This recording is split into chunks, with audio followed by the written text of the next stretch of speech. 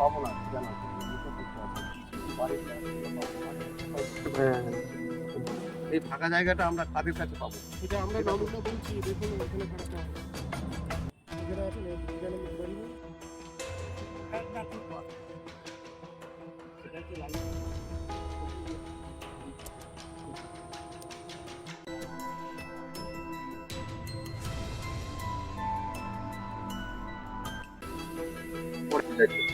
আমি মোহাম্মদ মনির, আমি এসডি লাল্লারাও রায়গঞ্জ।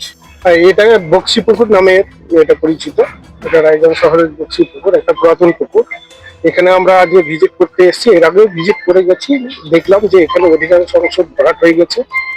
সেই ভরাট হওয়া অংশগুলো যে যাদের নামে রেকর্ড আছে বা যারা রেকর্ড কেনেন তাদের নামে আমরা কিছু আইডেন্টিফাই করেছি এবং সেই নোটিশ আমরা তাদেরকে কুর্সি 5-এর নোটিশ আমরা আজকে ধরাতে এসেছি। নোটিশটা এই বিষয়ে যে আইনি যেটা বলা আছে, যদি কেউ বেআইনি ভাবে কোনো ওয়াটার বডিকে অন্য ক্যারেক্টারে যদি ট্রান্সফর্ম করে, চেঞ্জ করে, তাহলে তাকে 4C5 ধারায় একটা নোটিশ দিলে তাকে রেস্টোরেশন করার কথা বলা হয়। আচ্ছা, পূর্বের অবস্থায় যাতে ক্লিয়ার। আরএসএ যখন পুকুর ছিল তখন যে জিতেন্দ্র রাম বক্সি, রোহিণী মোহন নাথ, মূলত এই দুজন ছিলেন আরএস টেনেন্ট, যাদের নামে এই পুকুরটা আরএসএ একাধিক প্লটে ছিল।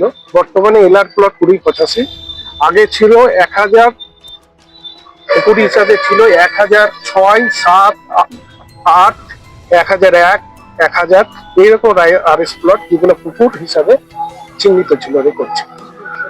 এবং এই দুজনের নামে আরএস রেকর্ডে এখন কতজনকে আপনারা নোটিশ ধরাবেন?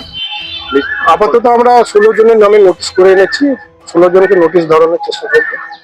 তারপরে আরো আইডেন্টিফাইড হয়ে পরবর্তীতে আরো নোটিশ। 2 একর 15 শতক মতো পুকুরের জায়গা হয়।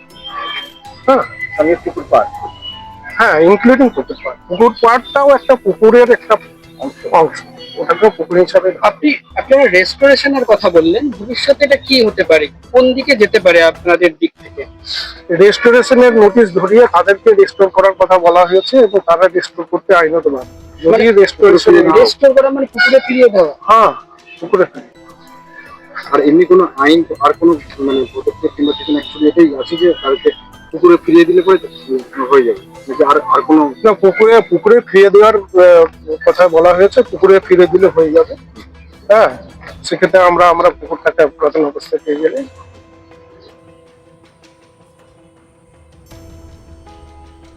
শিশু Mangal child development centre and research institute, এখানে রয়েছেন developmental paediatrician doctor Nilanjan Mukherjee. সমস্ত রকম ভ্যাকসিনেশন কিন্তু তিনি নিজে হাতে করেন। এছাড়া রয়েছে নেবুলাইজেশনের ব্যবস্থা।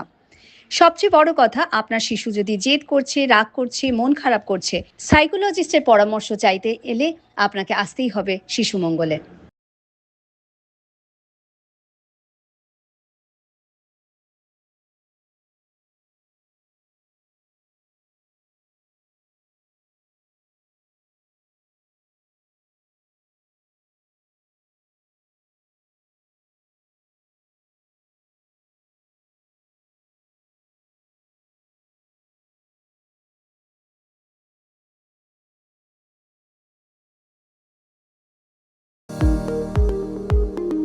এবার আর স্বাস্থ্য পরীক্ষার জন্য বাইরে যেতে হবে না, সব বিশ্বমানের পরিষেবা আপনার হাতের মুঠোয়।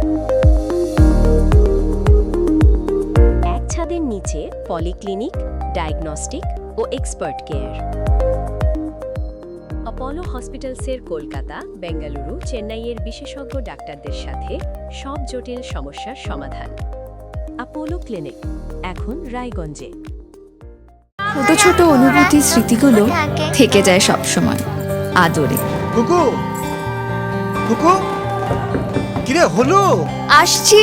লকডাউন সময় তো হয়ে এলো।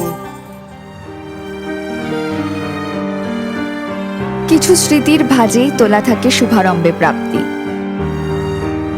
50 বছরের অভিজ্ঞতায় অগ্নিশ্বর জুয়েলার্স, নিখুঁত গয়নার কারিগরি। Agnishwar jewellers, NS road, Raiganj. আপনার পরিবারের সুস্বাস্থ্যের ঠিকানা। Spectrum healthcare diagnostics. এখানে প্রতিদিন বিভিন্ন ডাক্তার ও প্রতি মাসে হায়দ্রাবাদের বিভিন্ন অভিজ্ঞ ডাক্তার বসেন। 3D, 4D আল্ট্রাসোনোগ্রাফি ও অন্যান্য পরীক্ষা নিরীক্ষা সহ সব ধরনের রক্ত পরীক্ষা করা হয়। সব রকম ওষুধপত্র পাওয়া যায়, এছাড়া রক্ত পরীক্ষা করতে হোম সার্ভিসের ব্যবস্থা আছে। বিস্তারিত জানতে ফেসবুক ও ইনস্টাগ্রামে আমাদের পেজ ফলো করুন। हमें अपनी बारीक कारीगरी से सजाने के लिए शुक्रिया। बारीक कारीगरी की रीत जो बनाए सोने को सेमको। सेमको, खुशियों की रीत।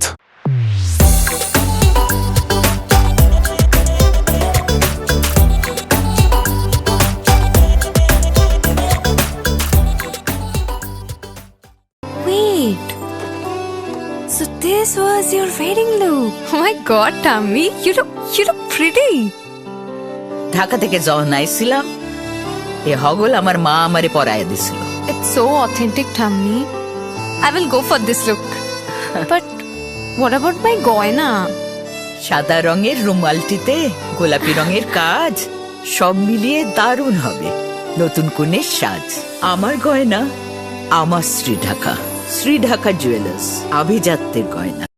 রাত হোক বা দিন, নিউরো এমার্জেন্সি সময় দেখে আসে না। হঠাৎ মাথায় আঘাত, স্ট্রোক বা অচেতন হয়ে যাওয়া, প্রতিটি মুহূর্তই অমূল্য, কারণ এখানে সময়ই সবচেয়ে বড় চিকিৎসা। এবার রায়গঞ্জেই উপলব্ধ অ্যাডভান্সড নিউরোসার্জারি সুবিধা। দক্ষ নিউরোসার্জন ও আধুনিক প্রযুক্তির সহায়তায় 24x7 জরুরি পরিষেবা।